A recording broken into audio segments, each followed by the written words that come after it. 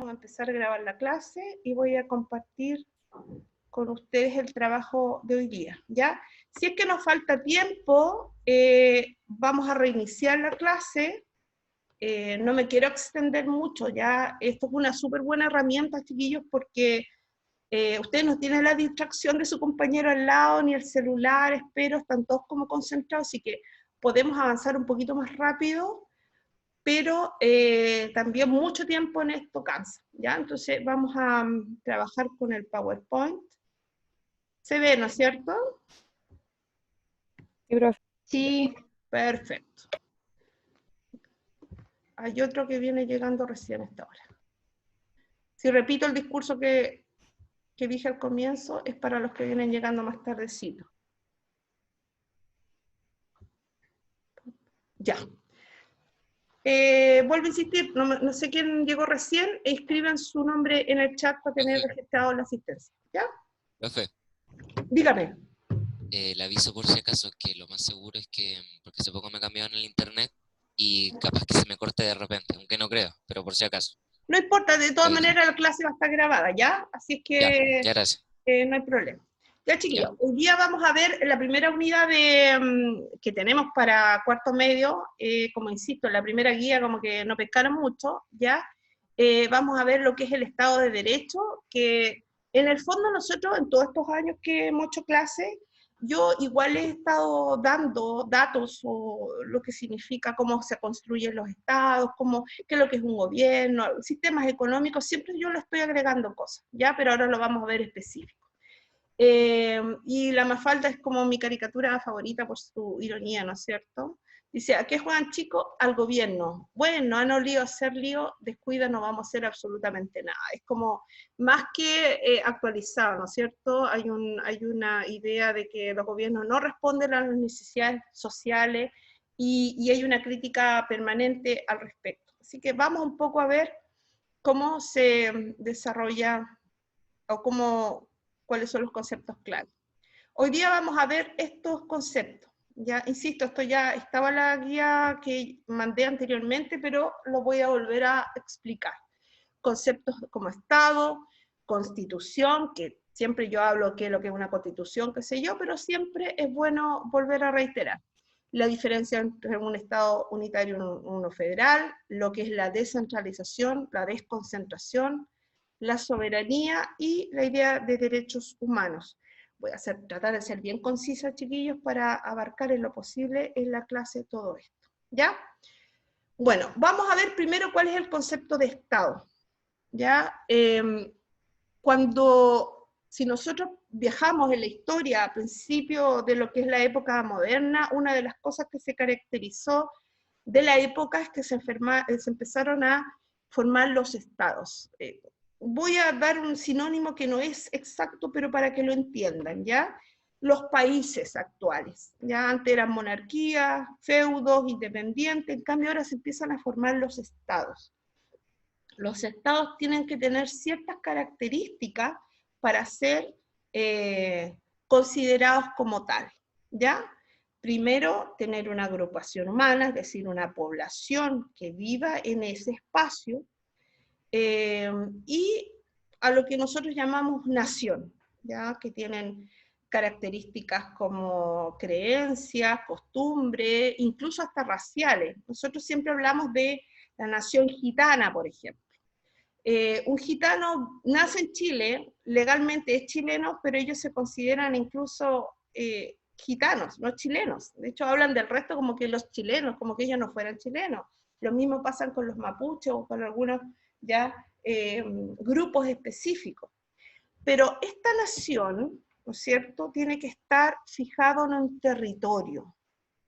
Y ese territorio tiene que tener un orden social, político y jurídico, que va ligado a lo que es la soberanía, que es un concepto que ya lo hemos visto. ¿Se recuerdan qué es lo que es la soberanía, chiquillos? ¿O lo explico más externamente? ¿Alguien que me pueda decir? ¿No? Estoy sola, parece. ¿Alguien que pueda decir qué es lo que es soberanía, chiquillos?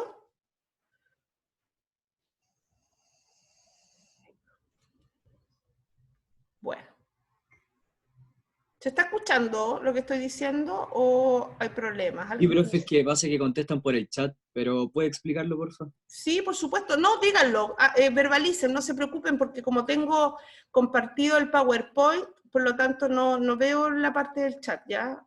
Y no me quiero complicar. Verbalicen nomás porque está súper bien. Chiquillos, la soberanía es la facultad que tienen los países para ser independientes. Igual lo vamos a ir viendo uno por uno. Por ejemplo, no sé si ustedes también han visto las noticias, yo sé que son muy actualizados, lo que pasa en Hong Kong. Hong Kong durante mucho tiempo fue una colonia británica que por acuerdo se tenía que devolver a China. Y Hong Kong, que es parte de China, y muchos nosotros hablamos con Hong Kong casi como que fuera independiente, pertenece a China. Lo mismo pasa con Taiwán. Taiwán nosotros todos consideramos Taiwán un país independiente, pero China lo considera un estado rebelde, ¿ya? ¿Qué es lo que es la soberanía? Es la facultad de los países de crearse autogobierno. Yo siempre doy este ejemplo, pero me parece muy claro. Imagínense ustedes, chiquillos, que llegara la vecina a su casa y le dijera a su mamá, ¿sabe qué, señora? La cazuela no está, no se hace así, la cazuela se hace de esta otra manera. ¿Y sabe qué más? Usted no está criando bien a sus hijos. ¿Qué es lo que diría su mamá? ¿Ya? Lo mínimo, señora, métase en su familia, que aquí mando yo. Bueno, la soberanía es eso. La soberanía es la capacidad de los países de ser independientes y de tomar decisiones internas según lo que crean conveniente. ¿Ya? Pero todo esto va orientado al bien común. ¿Ya? Por lo tanto, ¿qué elementos tiene que tener un Estado? Una población, un territorio, pero ese territorio tiene que estar delimitado, con límites claros, ¿ya? Tiene que tener soberanía, tiene que perseguir el bien común y tiene que haber un gobierno. Generalmente se confunde el concepto de Estado y de gobierno. El Estado es amplio, el Estado es permanente en el tiempo. El gobierno es el partido político o la ideología o el poder que está en ese momento ejerciendo, pero puede cambiar. ¿Se entiende la diferencia, no? Verbalicen nomás, chiquillos, díganme. ¿Se entendió la diferencia entre Estado y gobierno? Sí, ya. Sí, De hecho, chiquillos, en países, bueno, nosotros tenemos un Estado presidencialista, unitario, donde el presidente es jefe de Estado y jefe de gobierno. Es decir, se tiene que preocupar de aspectos que son generales, amplios, por ejemplo, la soberanía. ¿Ya? O sea, el presidente da lo mismo el régimen político donde es que esté, pero se tiene que preocupar que su país, digamos, no se viole la soberanía de nuestro territorio. Eso es cuestión de Estado.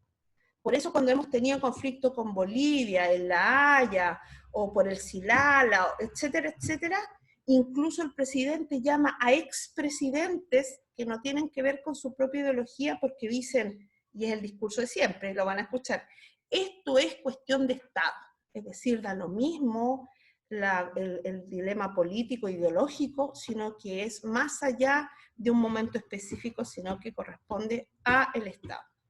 Pero el gobierno, no, el gobierno va cambiando según las elecciones, esa es la diferencia. Y es el único que tiene el poder de coerción. ¿Qué significa la coerción? Por ejemplo, ahora, ¿qué pasa con la cuarentena? El gobierno es el que dice, ya sale el ejército, el gobierno dice, bueno, Carabineros tiene que fiscalizar, porque son los únicos que pueden decidir eso.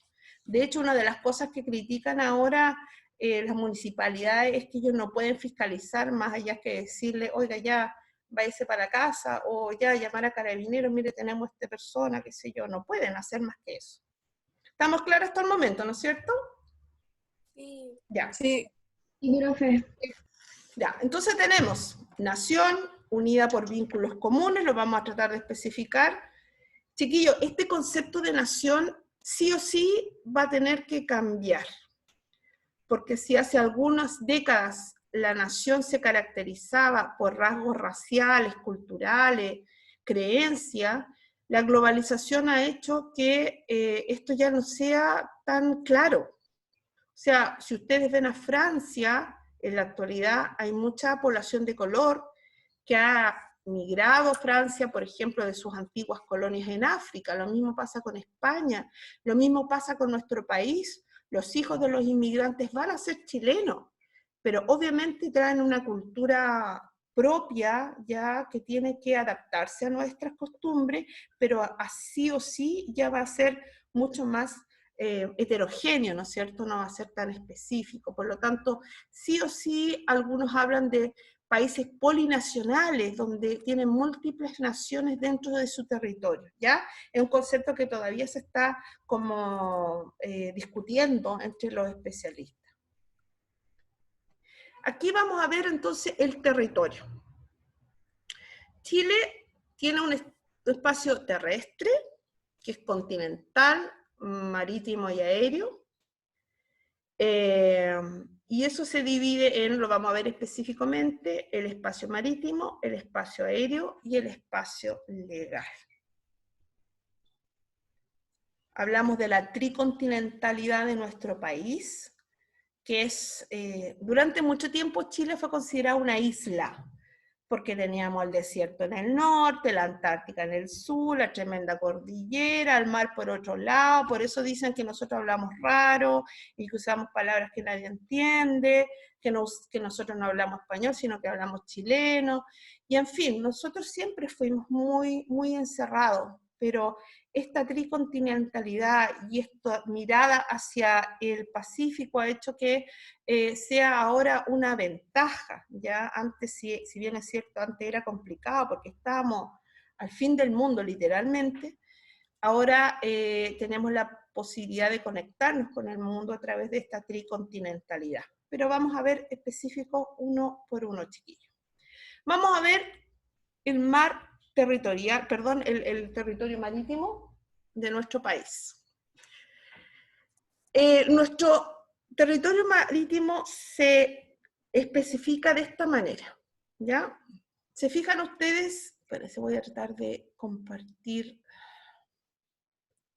el ratón. ¿Se me ve, no es cierto? ¿El mouse? ¿La flechita?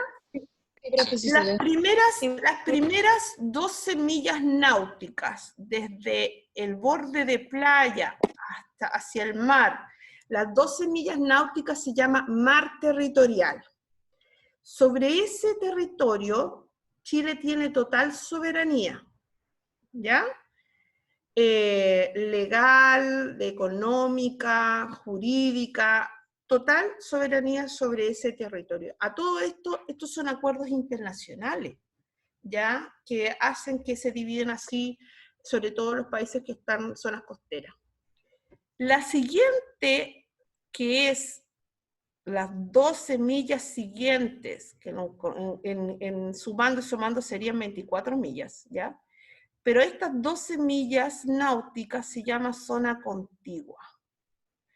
Y muchos me dirán, bueno, ¿y para qué lo dividen si al final igual es chileno? Pero no, ¿ya? O sea, es chileno, pero tiene soberanía sobre algunos aspectos de fiscalización, de aduana, ¿ya? Pero no hay total soberanía sobre ese territorio. Y por último, tenemos las 200 millas marítimas, que son acuerdos internacionales, que en este territorio el único que puede hacer explotación económica es Chile.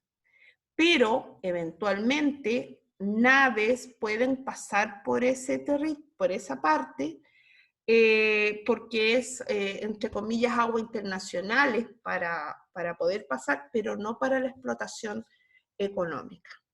¿Se entendió, chiquillo? Sí. Profe, Dígame. ¿y cuál es el caso, por ejemplo, si es que quieren explotar otro país en alta mar? No, mira, en alta mar eso es territorio internacional. Es como tierra de nadie. Es como tierra de nadie. Pero entrando a las 200 millas marítimas nuestras, ya están infringiendo las leyes internacionales y los acuerdos internacionales. ¿Cuál es el problema que tenemos nosotros con este territorio? Que claramente nosotros somos uno de los países que tiene mayor costa, es súper difícil fiscalizar. O sea, en la zona norte de nuestro país es súper común que naves fiscalizadores chilenas de la Marina encuentren pescadores peruanos en zonas costeras chilenas. Y para qué decir en los pesqueros industriales de Japón, por ejemplo, que andan ahí en las 201 millas, ya andan pescando. ¿Ya? Entonces es bastante complejo para fiscalizar. Gracias. Bueno, para eso estamos.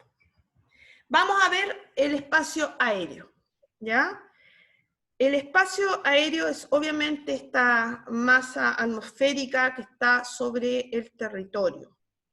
Sobre la longitud va de acuerdo a nuestra posición territorial, pero sobre la altitud no hay claridad, ¿ya?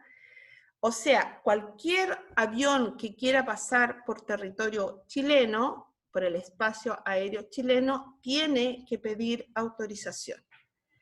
Durante el casi conflicto que tuvimos nosotros con Argentina, en algún momento varias naves argentinas anduvieron por el sur en espacio aéreo chileno. Pero bueno, estábamos en un momento bien tenso.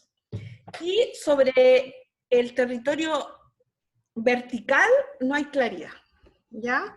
Porque algunos creen que el espacio límite hacia arriba sería hasta donde pueden alcanzar los aviones de pasajeros, por ejemplo, son como 30 kilómetros de altitud, algo así. ¿Ya? Pero eso es un detalle. El territorio antártico, chiquillos, aquí sí que podríamos cuestionar varias cosas.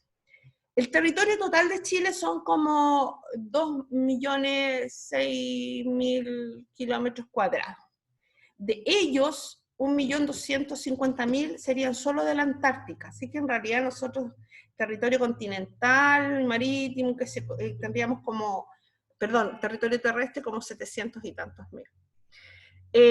Pero sobre el territorio antártico hay un acuerdo internacional en 1959 donde no hay explotación, no se puede hacer explotación económica a este territorio, solamente científica. Entonces, en la práctica, nosotros no tenemos total soberanía sobre el territorio. Sí, en algún futuro, eventualmente, podríamos nosotros decir que tenemos toda la posibilidad de explotar territorio. Fíjense en este mapa. Aquí está Noruega, ¿no es cierto? Australia, Francia también, que dice que tiene derecho a explotar, Nueva Zelanda, pero miren el territorio chileno, que nosotros siempre lo vemos en los mapas, ¿no es cierto? ¿Se fijan ustedes? Chiquillos, si me quedo sin tiempo, reiniciamos con el mismo contraseña, ¿ya? Porque me quedan 10 minutos. Si se fijan ustedes, en este territorio, ¿dónde está Chile? Pero Reino Unido dice que tiene derechos sobre parte del territorio que nosotros consideramos nuestro, y Argentina también, ¿ya? Así que, bueno, Estados Unidos y Rusia también dicen que tienen derechos, pero no están dentro de estos 7 primeros, y hacen investigaciones científicas, ¿ya? Pero ustedes saben que, imagínense ustedes, ¿qué hacemos nosotros frente a Reino Unido, frente a Estados Unidos, eventualmente en un futuro, que va a ser la reserva de agua más importante del mundo? ¿Estamos claros, chiquillos? Sí. Ya, eso es territorio. Dígame. ¿Una pregunta? No, ya. Bueno, aquí puse foto de Condorito presidente para no herir ninguna susceptibilidad, ¿ya? Vamos a ver qué es lo que es el gobierno. El gobierno es aquel que tiene el poder político, obviamente, ¿no es cierto? La gente expresa su soberanía interna, es decir, esa posibilidad que tiene de votar y elegir sus autoridades, y a elegir que tiene el poder político. colegisla, ¿ya? Cuando nosotros hablamos de separación de poderes, que lo vamos a ver más adelante, hablamos que casi como que el único que puede legislar es el Parlamento. Pero la verdad que en Chile el gobierno tiene la posibilidad de colegislar porque envía, por ejemplo, proyectos de ley. Y hay leyes que también se aplican sobre determinados aspectos.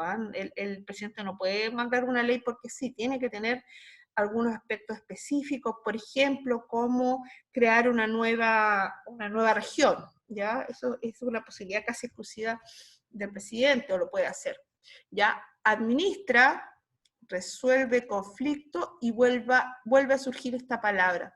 Dotados de poderes de coerción, es decir, ellos son los que mandan a las Fuerzas Armadas y en los grupos de orden como Carabineros. Profe, ¿qué era coerción? Coerción es obligarte a ti a hacer lo que yo te digo que tienes que hacer.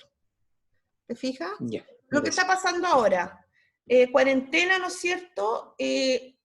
Estamos viendo la realidad. La gente, ¿cómo obligo a la gente que obedezca eso? ¿Cómo la obligo? Claro. Entonces, yo tengo el poder de coerción, yo mando, bueno, podríamos cuestionar que en algunos barrios los que tienen el poder de coerción son los narcotraficantes, ¿no es cierto? Pero eso ya es una situación delictual de otro tipo, pero se supone que el que tiene el poder de obligarte a ti, por ejemplo, quedarte en casa, y si no estás en la casa te toma detenido o te pasa una multa, son las Fuerzas Armadas y de orden y seguridad, y quien tiene el poder para mandar a eso es el gobierno. ¿Estamos claros ahí, no es cierto? Sí. Ya. Sí. ¿El ejecutivo o el gobierno en general? El ejecutivo es el gobierno, hijo. Ah, ya, ya, ya. El ejecutivo siempre es el gobierno. El ejecutivo es el gobierno no es permanente en el tiempo, por eso yo hago la diferencia entre el gobierno y el Estado. El gobierno es el que gobierna, el que administra. ¿Qué es el ejecutivo? ¿Ya? Ya, gracias. Vamos a ver entonces ahora la constitución política, ¿ya?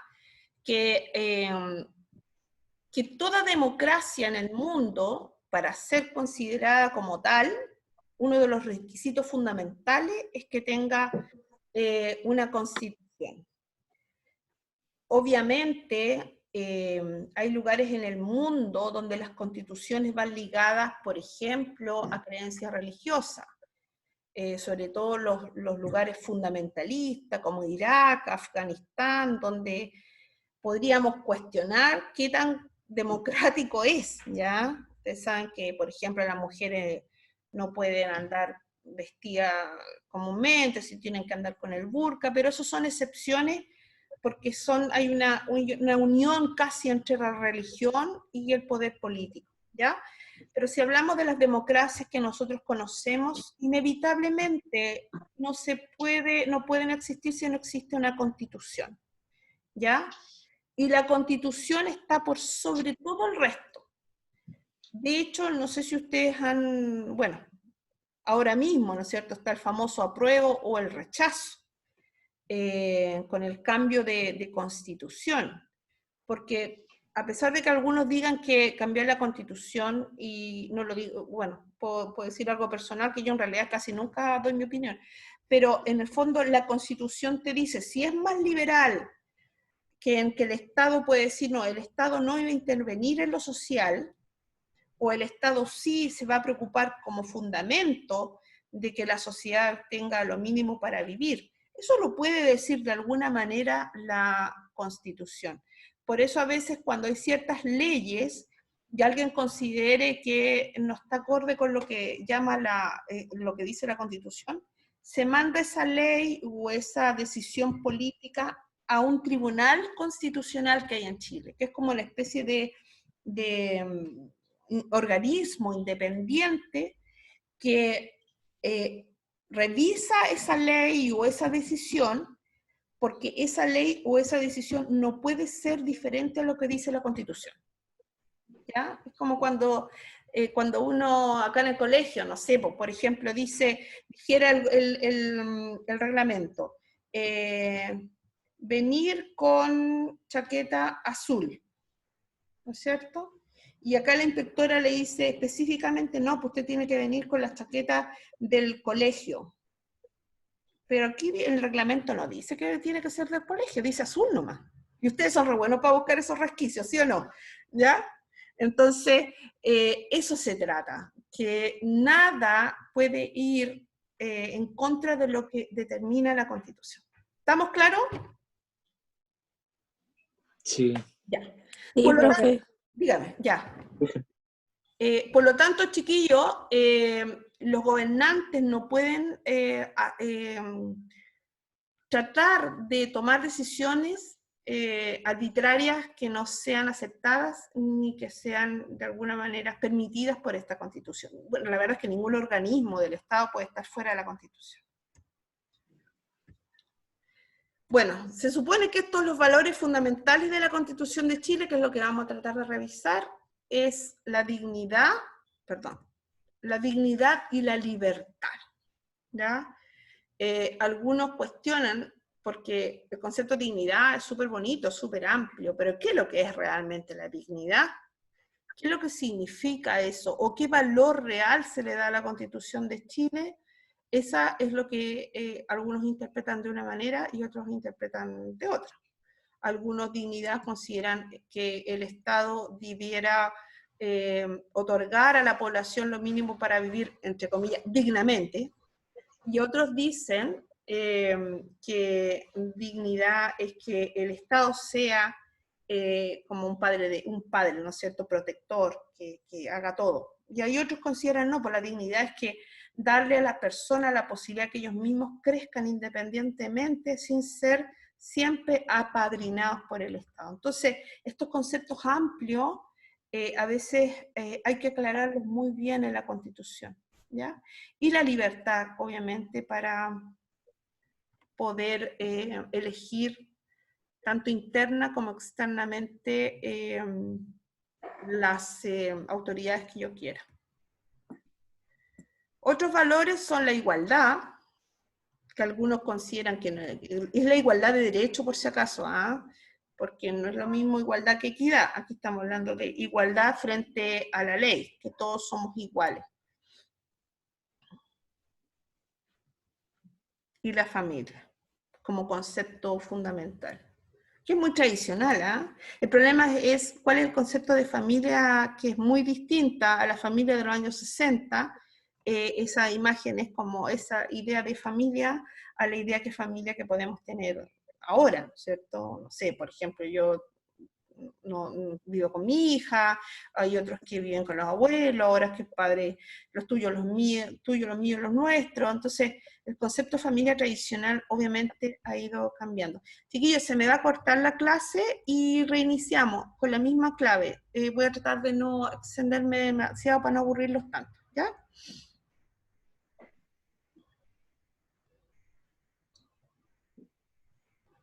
Y lo otro es que trata de establecer